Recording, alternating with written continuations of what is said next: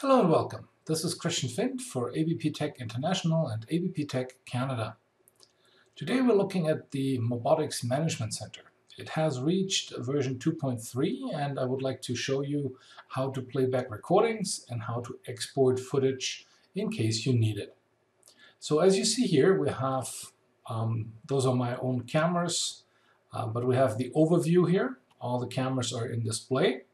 To get to the recordings, there are multiple ways. First, we could use the counter just to see the last event here. See, that's the last event, previous event, and so on and so forth. So if we want to play back this event, then we simply choose the play button in the lower left corner. There's a short message popping up that it's linking to the NAS. So this camera reports to a NAS. And basically we see the event right here unfolding. Now if we find this video important for security purposes and we would like to look at it in more details, there is the second play button right here in the lower right corner, and that brings us to the player mode for this camera, displaying exactly the footage we just previewed. Now, this is just one way to get to recordings. Very often recordings are much further back than just the first or last one. So the regular way to go into recordings would be to go to the front door, camera here, same camera we just reviewed, and click on the center button. The center button brings us again to the player mode. And there it is. So it is, as you can see down here, basically September the 9th at 5:48:24 p.m. And if we hit play here, we are in full control. We can zoom in by using the mouse wheel, for example, or by using the plus button.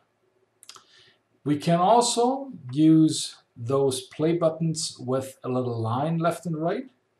The line left and right basically indicates we're going step by step, or as we say, frame by frame.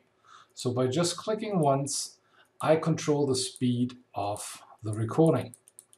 So now I'm clicking a bit more. You might hear the clicks in the background. And our neighbor is coming home. And she's basically parking right there. Now, with the circular button, I can switch the view because I have a hemispheric camera.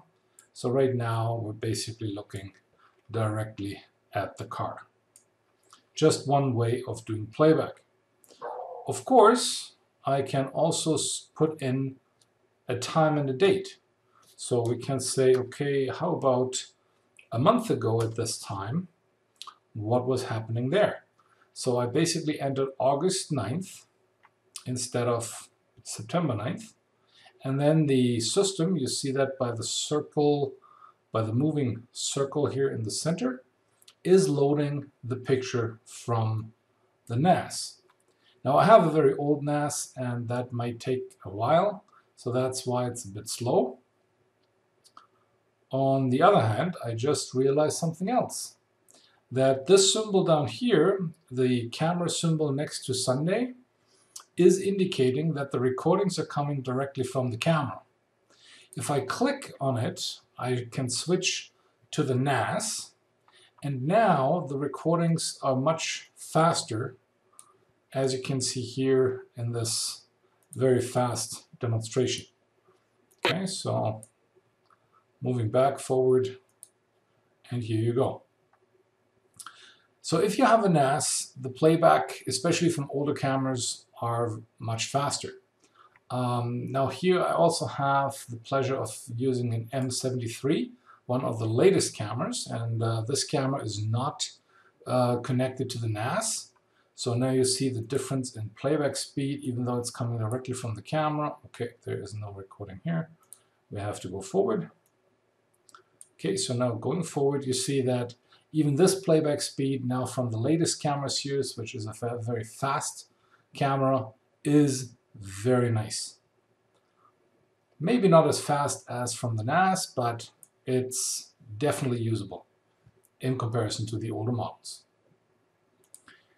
Okay, so we already jumped right into the recording settings, the playback settings. Again, it's the button in the middle and the center. Now, some who are reviewing that video here might only have one camera. In this case, you can also click on the button in the lower left corner here, basically switching between live view and the recorded view to get to the player menu. Whatever suits you best. Multiple ways lead to Rome. Now, very often I'm asked, how can you find an important moment in time? So let's go to my paddock camera here and we'll take a look at our horses. As you can see here, this is a hemispheric view, so this is a ceiling mounted Q25. In the live view, we have a different view here, so that's live right now. We have the panorama focus view, and on the playback button, first we'll see, of course, the full circle.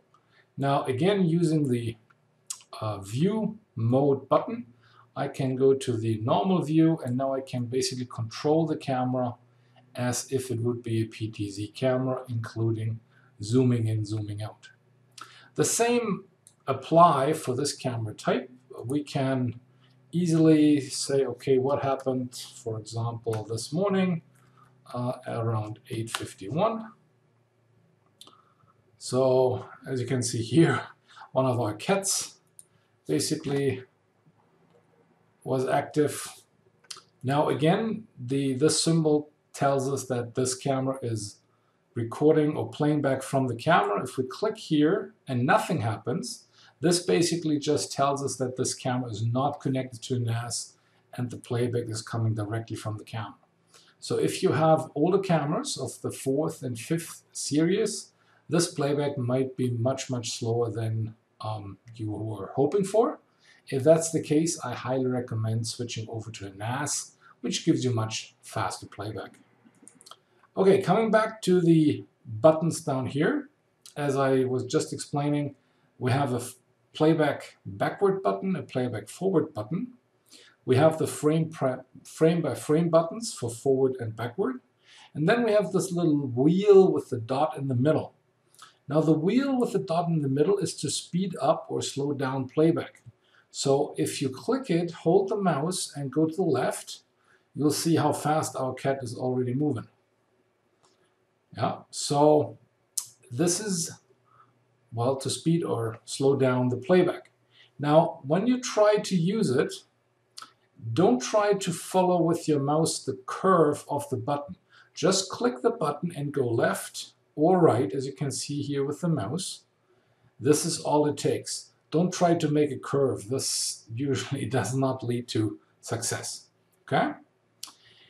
Now, we were asking the question, how can we find out when something has happened? Let's say you're reviewing this for a friend, or you live in a multi-unit apartment building and something has happened and you are asked to review the recordings. Now, there are multiple ways. First, on the right-hand side, we are getting a diagram. Yeah, so here we have the diagram. You'll notice the yellow border and the charts inside the yellow border with the times. And then you should see, and you're probably not seeing it very well, so let me change something. Let me zoom to 2 days. No, let's see, not even enough. Maybe 4 weeks, yes. So now you see here there is a yellow block, and I moved the yellow block around the time frame here, right? So 2018, 2017, and I just set the time range for 4 weeks. So this means everything inside this little yellow block equals 1 month of recordings. How many recordings you can see in that yellow area here, because the yellow area here is the zoomed area from this little yellow rectangle. And the further out the charts, the more events happened at this time of and date of the camera. So if we click here, it will take a while, but it basically loads the information. Okay, oh yeah, that's a very good example here. So as you can see, it didn't load. Now, focus down here at the left side of the red line. And this is a gray area. So the database of events goes much further back than the video data allows. Every camera has a limit of storage. And if the storage is reached, of course, then the older one, or the oldest one, gets deleted first. That does not mean the database of events gets deleted as well. So right now, because of that gray area, that tells me that only for this gray area, video footage is available on my camera. So if I go back down, now I'm inside that gray area, and I click here on the right side, you will see the red line, popping up here, where I've clicked, and you see the red line here, but you also see the recording here. So this was on August 6, 6:34, 20 seconds p.m. So one of my horses came back. Our horses, I should say. So, and here it is. And the rest of the gang is following closely. So let's assume for a second that this is an event worth exporting. So for that matter, we're going back to the first image to the start of the video sequence we would like to export. So let's assume for this case that it was, okay, they jumped, that's fine. Again, I'm not really using this camera for security purposes, so I'm going step by step until I have the first image. So this is the first image of my recording. And you see there are two flags. One is here in the lower left corner, one is in the lower right corner. So with the left flag, I mark the start. This is the start of the sequence I'd like to export. I click on the play button, and I'll wait until the end. And I can choose any kind of speeds. I can jump, however I'd like to do it. That's up to you. So now everybody was at the water, almost at least. Okay. And last horse. So now let's say this is what I'm really interested in. And again, speed-wise, totally up to me. Now I click on the right side, and you see now I've marked the start and the end, which means that the playback time frame has been defined. You can also make a right click on the green flag, and you can review the time frame you just created, and you can of course change it manually here as well. Or you can delete it, adjust it any way you like it. The export button here is started by clicking on the export button in the lower right corner of the center buttons.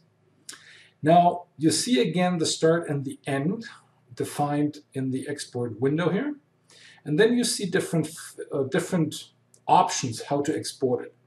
I highly recommend exporting it always, at least once, in the Mobotix quality, because this is the insurance that you have the best possible quality and you keep all the virtual pan, tilt, and zoom functionality alive. The next options are mobile, PC, and custom. And you can customize all of them by simply quickly clicking on the little triangle. So right now here in this version of Management Center, I've activated MPEG-4 and MK4 as additional codecs. If you don't have the starter license key, then only AVI will be available to you.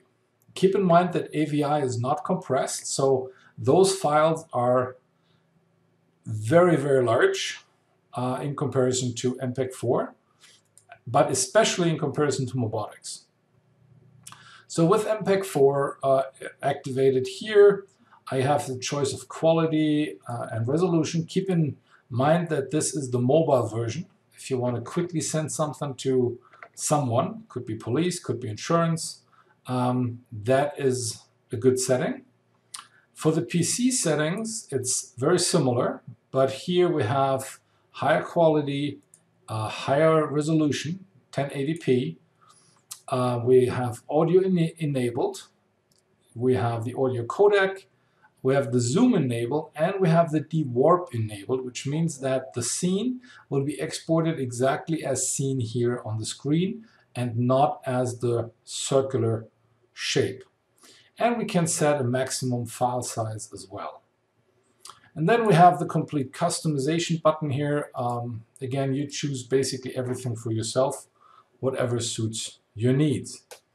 For the Mobotix part, there's not much you can really do. You can just export it with no audio, and you can force it into separate clips. But really, the file size of the MXPEG codec is so little that you don't need to do anything here normally. So let's export it with Mobotix right now. So we're exporting it, and we're getting to the desktop. As you can see here, it is already encoded by name. So it's Q25 Paddock 3 was the name of the camera. And then we have the year 2020, August, the day 06, the start time in 24 hours, so that's 6 p.m., 1800 hours, 34 minutes, 21 seconds, and again, 1800 hours, 45 minutes, 59 seconds. MXG is the ending or the identifier from Mobotix MXPEG codec. So we click Save, and now the exporting starts up here in the upper right section. You can click on the bar here, and then you get a little detailed view. The same is true, you can already start another export at the same time, basically, if we want to save the PC. And again, we'll put it to the desktop. So we click there, and now we have both exports basically running. You can also see that the MPEG-4 export is much slower because the computer has more conversion to do. So I quickly want to cut in here to show you the size difference between the full image MXPEG codec and the partial image, the de-warped image of an MPEG-4 H.264 coded video. As you can see, MXPEG holding the full video is way smaller than the MPEG-4 pendant with not the full video. So keep that in mind. The MXPEG codec, this is a clear proof that the MXPEG codec uses so much less storage versus the H.264. So it's started now. So we fast forwarded a little bit since it took really too much time to keep you waiting here. Both exports are done. Now the interesting part is that down here on the lower left corner you see the export. This is, however, only the Mobotix export. But this is what I was mentioning before. If you do the Mobotix export, your PTZ functionality is still 100% alive. So you can do whatever you need to do with it, even though it's now an exported feature. Okay. Also, since you're on the hard drive now, you can also use the slider here to really review it in your own speed. Just click it, hold the mouse key, and move it left and right. And then it goes like that. So coming back to how to find important events.